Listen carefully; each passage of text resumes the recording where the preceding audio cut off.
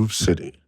Hey, what's up? I'm Lefty. And I'm Rich Furniss, and welcome to another episode of Groove City. That's right. You might have seen her viral set on the Williamsburg Bridge on your Instagram or your TikTok. But today we are glad to bring techno master Michelle K to Groove City. How are you doing? I'm great. Thank you guys for having me. Absolutely. Thank you for joining us. Yeah. How have you been? Pretty good. I mean, you know, summer's crazy, and then when you get into winter, it's kind of like, oh, it's going to be a lull period, like time to rest, but it just has not been that at all. That's true. I was really looking forward to my end of year break and didn't really get one. Exactly. I feel like this year with the industry, I feel like we're out of COVID now. Everybody had their fun and now everybody's motivated. Yeah. And this year more than any other year, I feel like everybody like started right after the new year, like getting into getting new music together, awesome parties, all of that. It's true. I'm always like, I'm going to wait like 2 or 3 weeks into the new year to start sending demos around, but nobody else waited. I seen everybody sending shit the first week. Everyone's just like go, grinding, but there's just always something going on. You're like, oh, it's going to be like a lull weekend. Nothing's really happening, but that's just not existing anymore.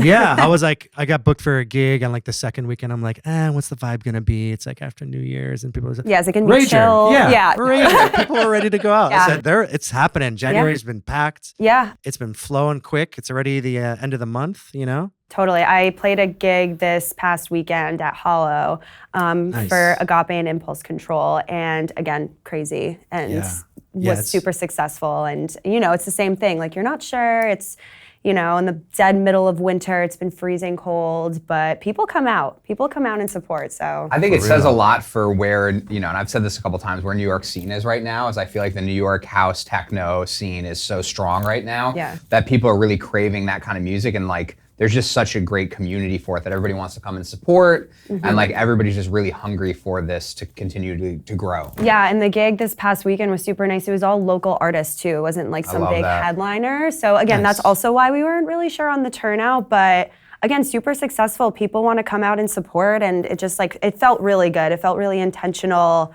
A lot of friends there. It was like friends and family kind of vibes. So awesome. It was My really favorite nice. kind. Yeah. I gotta say, I had 2 gigs this month that were both on rainy nights, and I was so bummed out when I saw the weather, and then they both turned out to be amazing. So people are ready to party. I had the snowy night and it was still raging. Yeah, I mean, snow's fun. Everybody loves the snow. Depends. Is that just me?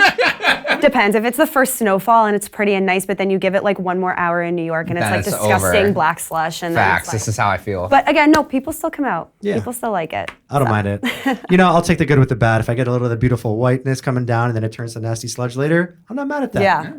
For people who aren't familiar with, you and your music, how would you explain your style of music and what you play? Yeah, so definitely under the techno umbrella, a couple of genres. So mainly raw hypnotic techno, hard groove, kind of Detroit old school as well. Nice. Again, genre bending is just inevitable, especially these days. So you'll get a little bit of everything. So I like to mix a little bit of different stuff in my sets, and it's ever changing, maybe in a year from now it'll sound a little bit different, but I've just always been really, had this sort of like interest and really gravitated toward that kind of old school sound. And I was just so interested when I was first getting into techno that it originated in Detroit, and it just felt so special and kind of like a proud thing, some people don't even realize that it originated here. Yeah. So it's really important to know, and that kind of just like stuck with me, and I've always been interested in that sound. Ever since I kind of started DJing, and I've experimented with different types of techno, different types of house, and I just always came back to that. So what was the first? Because that's like a genre that a lot of people don't necessarily just hear on the radio on their drive to work. Yeah. Do you remember the first song that you heard, or the first moment where you're like, "This is my jam"? Yeah. So I've already been into it at this time, but really weird story. Okay. So I went to the Brooklyn Mirage a couple of years back to go see Chris Lake. So not really into that mainstream kind of tech house anymore. But I went to go, and the direct support for Chris Lake was originally supposed to be, I think, Clooney, someone like that. It might not have been him, but I'm not sure. And he couldn't make it last minute. And so Kevin Saunderson ended up taking his place. Oh, dope. Nice. And I was like, this is interesting because that's totally different sound. I mean, he has his different aliases. That's like more tech house, but he was playing as Kevin Saunderson.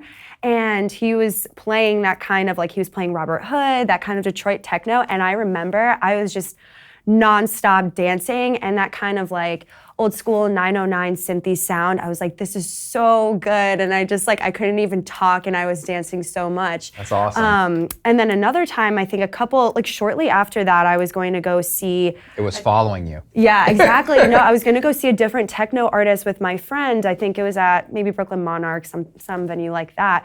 And they had visa issues. They couldn't make it. So Kevin Saunderson was playing again. Oh, and so I wasn't even planning on it was really following you. Yeah, and like I said, he's one of my favorite artists too now to this day. Yeah. But again, that same sound, and I was up in the front just like nonstop dancing. Like I don't know, as an artist, you like all these different genres and it's hard to pick one. Yeah. But whenever I hear that type of sound, I'm like, it just feels right. And I'm like, this is always my favorite. It's always my default. So like you said, it was kind of following me around and I always felt that, that interest in it. At that point, were you already DJing? Yeah, I was already DJing, but I kind of wasn't sure what exactly specific sound I was playing. I liked techno as well, but I was also playing a lot of house. I love deep minimal as well. So I started off also being kind of a deep minimal DJ in that sense. So I loved the two, but they're very, very different, obviously. And again, as a DJ, you can play a lot of different genres, especially these days. But those two are just such different genres, so I kind of wasn't sure. How to balance those, but kind of through that journey. Then you picked a lane. You pick and a lane. Just went down for it. Yeah, exactly. I think there's a moment too with everybody as an artist, you know what I mean? Beyond just being a DJ, where you hear a certain style, you hear a certain, rhythm or whatever it is, and it's like you just connect with it, and it's like an aha moment where like this is what I'm meant to do. This is what I'm meant to pursue. Yeah.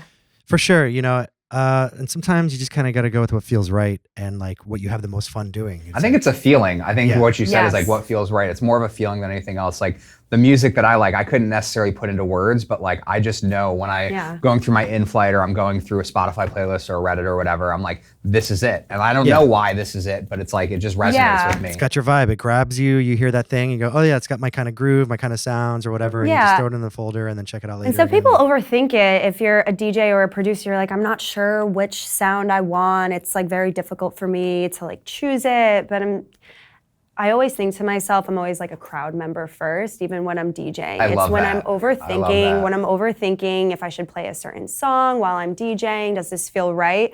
I'm my own audience. So if I like it, I trust myself that the crowd will probably like it as well. So if I'm dancing and I'm feeling it, I have to trust myself and say, this is correct. This is right. It feels right. This is good. You have the ear for it. You have the interest for it. So I think that's a good way to play, though. I think you can tell other DJs who are playing like what they feel like they're supposed to play, or like it's not curated from the heart. Like hearing so many DJ sets over the last, forever. we won't put a time on it, but it's like you can tell when a set is coming from an artist or from a DJ that is like truly what they love, or if it's something that they feel like they should be playing. Like it just has a different feeling. It has a different energy to it. When you're playing music that you love and connects with you, it feeds off, the audience feeds off of that and is able to vibe in the same way. I'm very big on like crowd DJ connection. Oh, yes. It's always that kind of energy that you feed off of. You can always sense if the DJ's not feeling it, if they're tired, feeling uncomfortable, and then same thing with the crowd too. So yeah, I think like when you're reading the room and you're playing, like you get that little voice in your head that's like, oh, that song is going to be good next. And that's the one you got to listen to every time. It's when you start thinking that things start to go bad. So it's like, facts. You got to really not think about it and then just like let it pop up in your head. And you let it feed off. If you're playing a song and the crowd's really liking it and you feel their energy, they're like, okay, let me play something a little bit more energetic. Like maybe they can handle, especially with techno and building it up. So I get excited, and then when they see I'm getting excited to play that next song, they're like feeding off of that energy, and it's kind of a back and forth. Yeah, absolutely. And I'm all about, DJing's also tiring too, especially if you're DJing for a few hours. So if the crowd is energetic, it gives me so much energy that when I stop my set and I finish DJing, I get this like huge crash because I had so much adrenaline while I was DJing. I'm like, I have to sit down and lay down for like an hour because I feel like I like gave so much passion and energy, and the crowd gave so much back. It's a transfer of energy. It is. It can be really tiring. Yes. It's just like emotionally tiring, but in a good way. Yeah, exactly. I feel that too. So let's kick it back a little farther down the timeline here. I guess further down the timeline. What got you originally excited about DJing, interested in DJing? Yeah, I've always been into music my whole life, basically, mainly, again, house and techno music. I was into EDM when I was younger, as I feel like a lot of people's pipelines look like that. Yeah. So really into it always. I went to school in New York. I've lived here for almost 11 years now at this point. So I've been going out to clubs for a really long time and just always loved it. And then a couple of years back when I started, getting into my 9-to-5 for a couple of years and realizing that, wait, this can't be my life forever. Like, this isn't something I'm passionate about. Like, what is going on? Yeah. I was like, I need to do something on the side that makes me truly happy and truly passionate, because I don't have that right now. So just kind of always thinking about music and what I can do in that sense. So DJing came to mind. I remember I would follow Amelie Lenz on Instagram and see her DJing a lot, and that's when she was like really, really blowing up. And I just wasn't used to seeing a lot of female DJs. There were still a lot of female DJs at that time, but I just haven't really seen it myself so much. So kind of seeing her DJing so confidently and DJing techno, which was a genre I really, really loved, I was like, wow, this is inspiring. Like, maybe I can do this. Like, I love seeing a confident woman playing and being passionate. I was like, I want to do that. Like, I want to be that passionate because I'm not there right now. I don't feel passionate toward anything right now. So I bought a little board. It was a DDJ 200. Nice. Which looks like a toy now at this point. It's like back in my closet when I was moving a couple months ago. I saw it in the back collecting dust, and I was like, oh my God, I feel like I need to give this to like my 5-year-old like in a couple of years. But I don't know, still does the trick though. Yeah. But taught myself how to play, watched a bunch of YouTube videos, started going out to more underground stuff in Brooklyn and Manhattan, and met people, started networking, got some local gigs, smaller gigs, and then built my way up a little bit. Got some better equipment into what I do now. And hopefully I'll keep growing in that direction. Yeah. Tell us about the bridge gig that I mentioned earlier, because that looked really amazing. The Williamsburg Bridge, that will be etched in my brain for a very long time, pretty much forever. That's going to be a legacy gig. Yes. So this guy, Crispy, super talented DJ and producer, he was throwing some small gigs on the Williamsburg Bridge, and I call him the Renegade King because he has this little... it's like a wheelie cart that he'll put his controller on, and he'll bring speakers underneath. He has the full rigging on this thing. Yes, yes. It's really impressive. He was probably the only person really stoked when Alpha Theta dropped the new wireless controller. But he's got it dialed in. He does a great job. No, he has the whole setup locked. And so he was throwing these small gigs on the Williamsburg Bridge over the summer. So it was, it's not just like near the entrance, like you just walk to the bridge. You got to walk to the middle of the bridge, and there's a little pathway where it's like the only point where you can reach both sides. Right, where the walkers and the bikers, like you can cross paths basically. Yeah. So it's a little pathway, like probably as big as this room or as wide as this room. So people would show up. It was like gaining traction, but it was still like, I'm not sure the exact number, but probably like 30 to 50 people max. So then it was gaining notoriety on social media, especially too. So they had me on with 3 other DJs. I played techno with Crossbow. She played after me. Again, super talented techno DJ too, if you want to check her out. For sure. We played there, and we were just promoting it lightly. We weren't sure what the turnout was going to be like, and we had this like free RSVP link. It wasn't like ticketed or anything like that. And the day before we looked, there's like 600 RSVPs. We're like, oh my God, what's going on? What's going on? So we walk over, and I think it started around like 6 or 7. And then once I started playing around 8:30, 9, it was packed. It was hundreds. I'm not sure the exact number again, but hundreds of people coming out. There were people who were biking, and there were running groups who were stopping and like raging with us. I was going to ask about that. Yeah, did you get a bunch of people passing by? Yes, people on rollerblades, and they were like, "This is amazing." Imagine just stumbling onto that. You know what I mean? Like that would have made my day. No, it's like quintessential New York. Like you never know where you're going to like end up. It's cool because the Williamsburg Bridge doesn't have any cops on it ever, like the Brooklyn Bridge always does. Yeah, facts. And also, you have to walk like 15, 20 minutes in order to actually get to it. Yeah, it's not steep. easy. You got to be athletic. Got to be athletic to rave. Yeah, exactly. You heard it here first. But it was just super amazing how it was kind of just like this renegade pop-up style party. The Raw Cuts team also filmed it, so it's on YouTube. You've also played Raw Cuts as well. Yes, a couple of times. But also they're very good at like pop-ups, renegades, things like that. So them teaming up with Crispy was amazing. It was great. So fantastic. Definitely something I'll remember for a while. Yeah, I don't know if we'll be able to do it again because it gained so much notoriety. It got too popular. It got a little too popular. Well, now he's doing the subway parties. He's done a couple of those. Yeah, there's a subway party. Cool. There's a couple that I'm hearing about down the road, so keep your eyes peeled. Well, speaking of down the road, kind of wanted to see what maybe is popping up in the near future for you. Maybe some original productions. Are you getting into that world a little bit, or some other gigs maybe you want to talk about or anything like that? Totally. Getting into producing. I got into it finally, like taking it seriously last year for a couple months. I'm probably like maybe 8 months in right now. But kind of with my DJ artistry journey, I wasn't sure exactly where I wanted to go, where my goals were exactly, but just realizing that, you know, I really do want to take this seriously and I want to make this a full-time opportunity for me. Production's a really big part of it, and it's this other whole realm and piece of artistry that, you know, I think any DJ should explore into some capacity.